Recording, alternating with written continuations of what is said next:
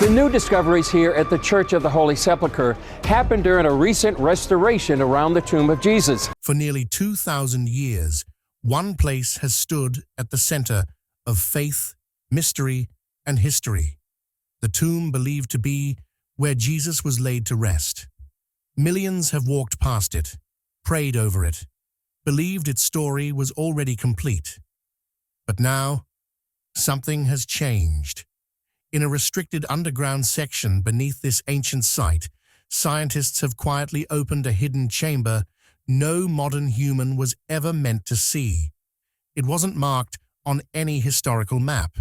It wasn't mentioned in church records. And it certainly wasn't supposed to be there. The moment instruments crossed into the chamber, alarms were triggered. Not metaphorically, but literally. Readings spiked. Patterns appeared that shouldn't exist beneath a sacred structure this old. Seasoned archaeologists, people who've spent decades underground, reportedly went silent. Before we reveal what forced archaeologists to halt their work, take 1 second to like this video and subscribe, because discoveries like this don't stay public for long. Because what they're seeing doesn't just raise historical questions, it challenges what we thought was already settled. The tomb of Jesus. The story of Jesus and his tomb is one of the most famous stories in the world. It has been told for nearly 2,000 years by Christians, historians, pilgrims, and scholars. Many people believe that Jesus was buried and then rose again. The place many people around the world call that holy burial site is in Jerusalem. It is inside a church called the Church of the Holy Sepulchre. This place is very old, and it has been visited for hundreds of years by pilgrims who come to pray, learn, and feel close to history. The Church of the Holy Sepulchre is located in the Old City of Jerusalem. The church was built over what many Christians believe is the actual site where Jesus was crucified and buried. There are many stones, walls, and sections of this building that go back to ancient times. The church is important to several branches of Christianity. Greek Orthodox, Roman Catholic, and Armenian Orthodox communities all have parts of the church under their care. Other communities, such as the Coptic, Ethiopian, and Syriac Christians, also honor the site. Together, they maintain the church and allow people from all over the world to visit. Inside the Church of the Holy Sepulchre, there is a small shrine called the edicule. The edicule is a small stone building that sits within the church's interior. It surrounds the tomb that many believe was the burial place of Jesus. The word edicule comes from a Latin word that means a small house. This is where ancient tradition says Jesus' body was placed after he was crucified by the Romans. Inside this structure is the burial bed, a flat surface carved out of rock that has been covered for many centuries. For hundreds of years, the burial bed and the small chamber inside the edicule were covered by layers of marble slabs. These slabs were placed on top to protect the holy rock and to make the site safe for visitors. These marble coverings had been in place for a very long time, at least since the mid-1500s and possibly much earlier. Because of these coverings, no one had seen what was directly underneath the marble for many generations, but people always knew it was there, and they always held it as sacred. Religious and historical significance.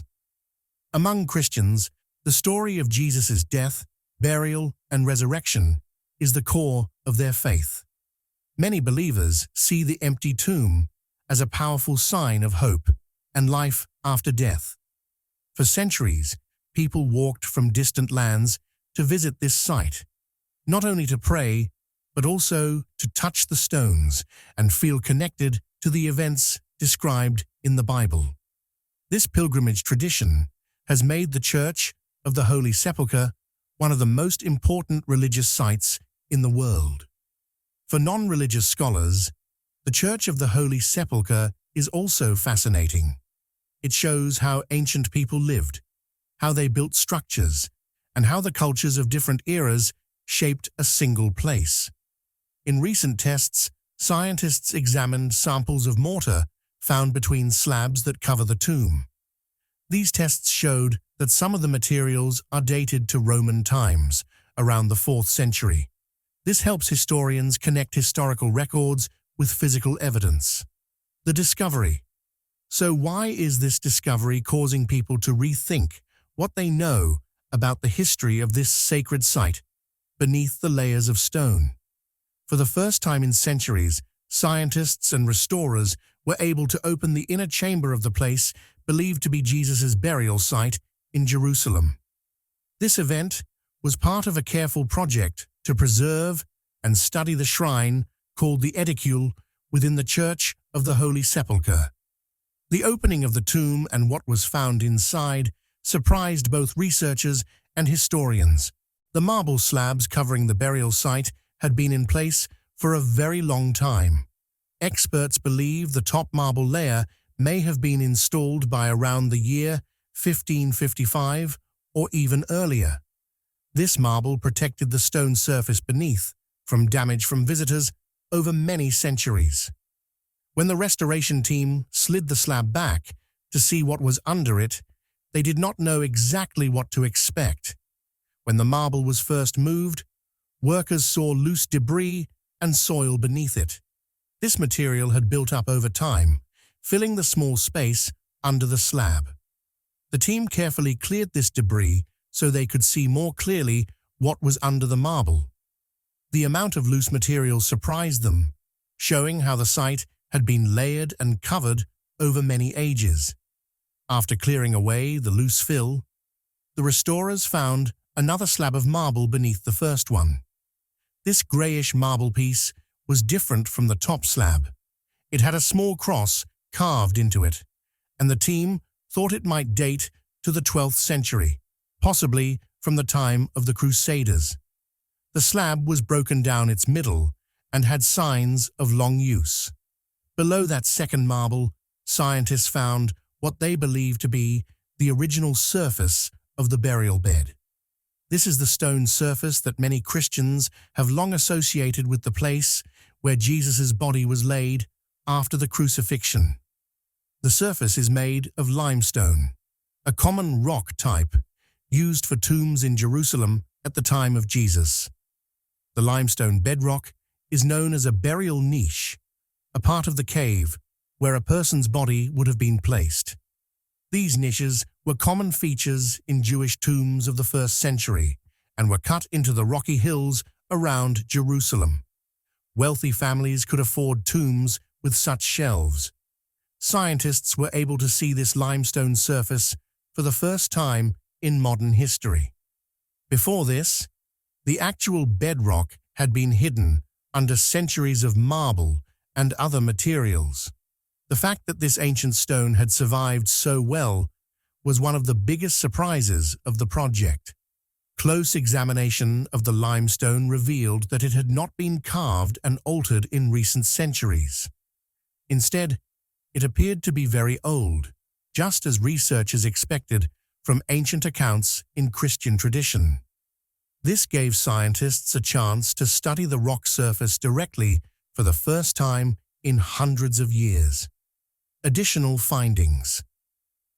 Another important find was the discovery of the marble slab with a carved cross beneath the outer covering.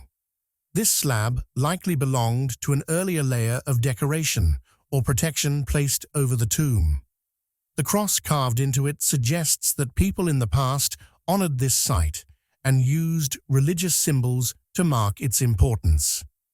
Scientists think this slab may come from the Crusader period or earlier. Underneath the grey slab and above the limestone bed, the team also found traces of mortar and sand mixed with small pieces of debris. This showed that past workers had used plaster-like materials to fill gaps and seal the tomb's inner surface. This was common practice in ancient building and preservation work. The mortar samples will help scientists date and understand the layers of construction and repair around the tomb. The scientists only had a short window of time, about 60 hours, to enter the innermost chamber and make these observations. This was because the tomb is a sacred site visited by thousands of pilgrims, and the religious communities that oversee it allowed only limited access for study. During this time, researchers worked day and night to remove debris, examine slabs, and take photographs and samples. Experts also used modern tools and instruments to measure and record the conditions inside the tomb chamber. These tools included lights, cameras, and monitoring equipment to capture details that are not visible to the eye alone. They documented the exact positions of each slab, the limestone surface, and other features before the tomb was resealed. What scientists saw confirmed that portions of the rock cave identified in the 4th century AD still exist today. Previous studies and construction work on the church had suggested that this ancient surface might have been destroyed or heavily altered over time, but the recent opening showed that much of the original cave surface survived even after earthquakes, fires, and rebuilding work over many centuries. A hidden world beneath sacred ground. Imagine standing inside one of Christianity's holiest sites, knowing that beneath your feet lies a secret garden untouched for 2,000 years. This isn't fantasy. It's exactly what archaeologists discovered when they peered beneath the Church of the Holy Sepulchre in Jerusalem. The excavation started as a simple investigation of the burial chamber, but it quickly transformed into something far more remarkable.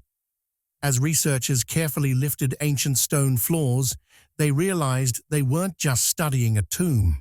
They were uncovering an entire forgotten landscape that had been sealed away since before Christianity itself existed. Workers began their delicate dig beneath the basilica's foundation, proceeding with extreme caution through layers that hadn't seen daylight in millennia. What they found left them astounded. Pristine soil deposits containing countless fragments of plant material and preserved pollen grains.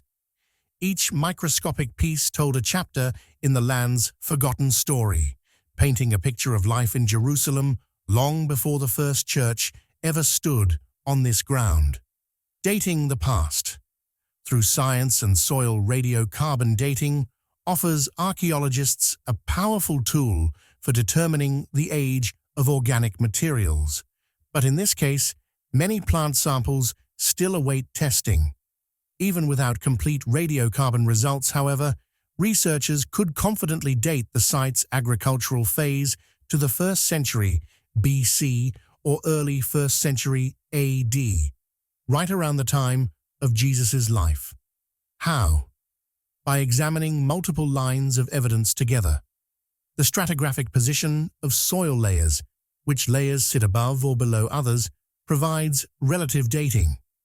The architectural style of the stone walls matches known construction techniques from specific periods. The species of plants identified through pollen analysis correspond to crops cultivated in the region during particular eras. When all these clues align, they create a compelling chronological picture. Unprecedented cooperation makes history.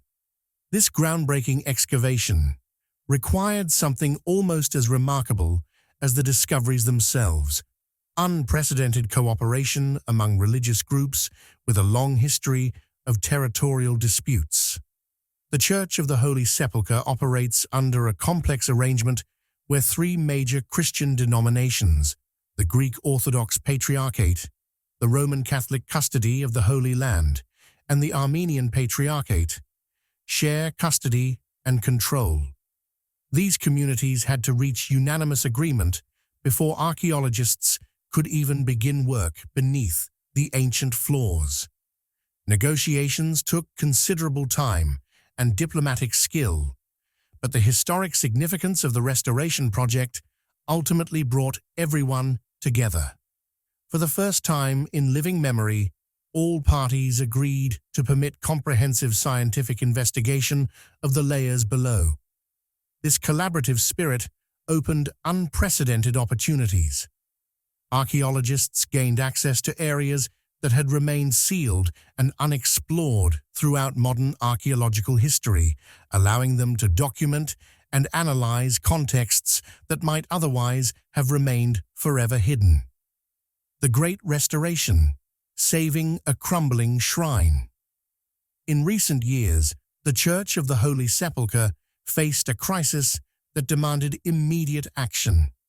The edicule, that small but vitally important shrine enclosing the traditional burial place of Jesus, was literally falling apart. This wasn't a slow, gradual decline.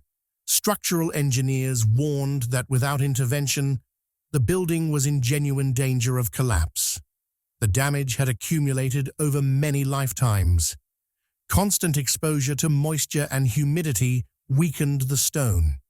Smoke from countless thousands of devotional candles deposited corrosive soot on every surface. Most significantly, the endless procession of millions of pilgrims over the centuries had created structural stresses the ancient building was never designed to withstand. Cracks spiderwebbed across walls. Marble surfaces had discolored and worn. The entire structure had become precarious. This situation forced the three custodian communities to overcome their traditional reluctance to make major changes. Between 2015 and 2016, after lengthy discussions and careful planning, the Greek Orthodox, Roman Catholic, and Armenian Orthodox authorities finally reached consensus. The edicule's deteriorating condition posed too great a risk to pilgrims, to the historical structure, and to the sacred tomb itself. Restoration work had to proceed. October 2016, opening the chamber. The most historically significant moment came in late October 2016. For the first time in living memory, indeed, for the first time in centuries, researchers and restoration specialists opened the actual tomb chamber sealed beneath the marble slabs. No modern scientific team had ever had this opportunity. The marble covering had remained undisturbed for at least 200 years since restoration work following a devastating fire in 1810. Before that fire, records suggest the chamber might not have been fully opened since the mid-16th century or possibly even earlier. This was an incredibly rare opportunity to glimpse and document something that had been hidden from view throughout the entire modern era. The team worked with extraordinary care and reverence. Among their innovations was cutting a small observation window through one section of marble, allowing future visitors to view the original rock wall of the burial chamber without requiring the ancient stones to be disturbed again. This elegant solution balanced the desire for transparency with the need for preservation. International media covered the opening extensively. Archaeologists, historians, and preservation experts from around the globe described the moment as profoundly significant, not just for religious reasons, but for historical and archaeological understanding. Completion and celebration. After the investigation concluded, workers carefully returned the marble slabs to their protective positions, resealing the tomb so modern visitors could experience the edicule as a stabilized, renewed monument rather than a construction site. One particularly symbolic moment came when workers finally removed the protective metal cage that British authorities had installed in 1947. That cage had been a necessary but unsightly acknowledgement of the structure's instability. Its removal signaled that the strengthened shrine no longer required such emergency supports. March 2017 brought the official completion ceremony. Religious leaders from the custodian communities gathered with visitors beneath the church's great dome to celebrate this achievement. In his remarks, the patriarch characterized the restoration as a gift offered not just to the Holy Land, but to all humanity. This framing reflected a broader truth. While the Church of the Holy Sepulchre holds special meaning for Christian believers, it also represents an irreplaceable piece of human cultural heritage that transcends any single faith community. Fundamentally, this massive restoration project accomplished three vital goals. First, it ensured the physical survival of an ancient sacred site for future generations. Second, it demonstrated how modern scientific methods and traditional conservation practices could work together to protect places of deep meaning. Third, it created a historic moment when layers of accumulated history, from ancient times through the present day, could be revealed, documented, and honored through careful work and remarkable cooperation. What science cannot answer, opening and studying the tomb didn't resolve all mysteries. In fact, the investigation highlighted just how many questions remain unanswered. Archaeology excels at revealing physical evidence, stone, soil, structural details, but it struggles to address many questions people ask about sites connected to faith, belief, and ancient tradition. This gap between scientific evidence and historical memory emerged as one of the project's most significant findings.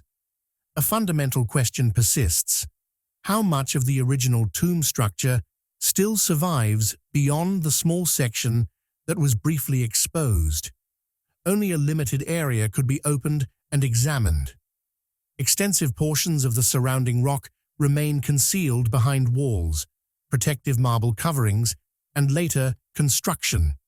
Researchers strongly suspect that additional original surfaces exist, but accessing them would require removing parts of the shrine, something the sacred nature of the site makes extremely difficult to justify or permit.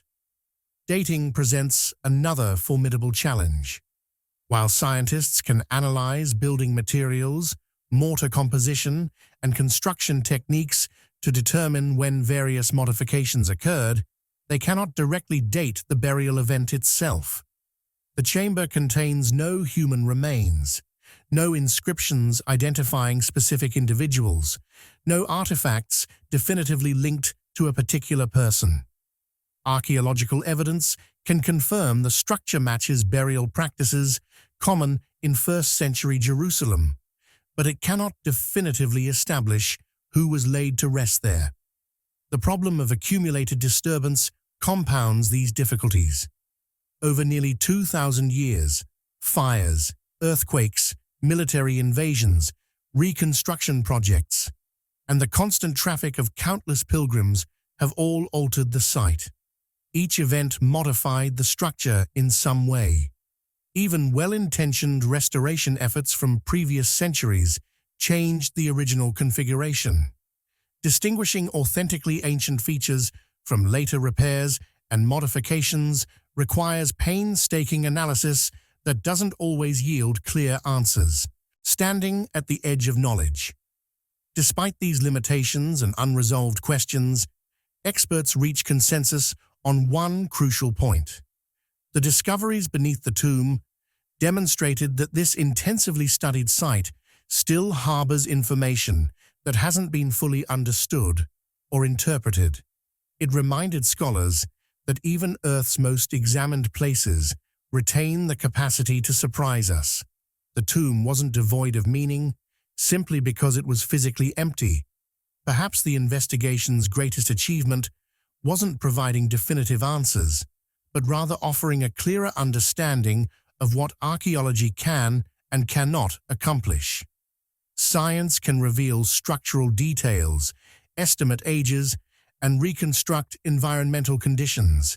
It can determine whether physical evidence aligns with historical descriptions. But science cannot prove matters of belief, confirm identity beyond reasonable doubt, or verify miracles. This inherent tension explains why researchers described their experience as profoundly powerful. They weren't awestruck because they found conclusive proof. They were rendered speechless because they found themselves standing at knowledge's very edge. That precise point where physical evidence ends and where history, collective memory, and personal faith begin their domain. What do you think? Could this really be the burial place described in ancient texts? Share your perspective in the comments below. If this exploration of history and archaeology fascinated you, subscribe to stay updated on more discoveries. And don't leave yet. Check out the related videos waiting for you.